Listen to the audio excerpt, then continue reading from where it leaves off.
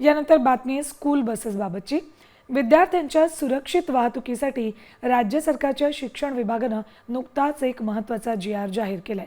त्यानुसार शालेय बस चालकांची ओळख आणि पार्श्वभूमी तपासणी बंधनकारक केली आहे। तसंच दर आठवड्याला चालक, महिला परिचारिका आणि स्वच्छता कर्मचाऱ्यांची मद्यपान आणि अंमली पदार्थ तपासणी सक्तीची करण्याचे निर्देश दिलेत।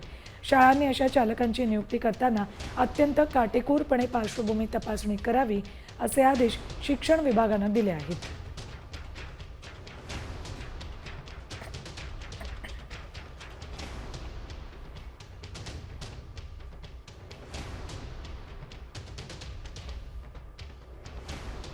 तर शालेय बस सुरक्षेसाठी काही नवे नियम आहेत। बस चालकांची पार्श्वभूमी तपासणी करणं बंधनकारक असेल। दर आठवड्याला मद्य आणि अंमली तपासणी केली जाणार आहे। प्रत्येक शालेय बसमध्ये GPS यंत्रणा आणि कॅमेरे अनिवार्य केलेत। पालकांनी चालकाची ओळख आणि तपासणी माहिती शाळेला देणं बंधनकारक आहे। महिला बस चालकांची नियुक्ती प्रोत्साहित करण्याचे निर्देशही दिलेत।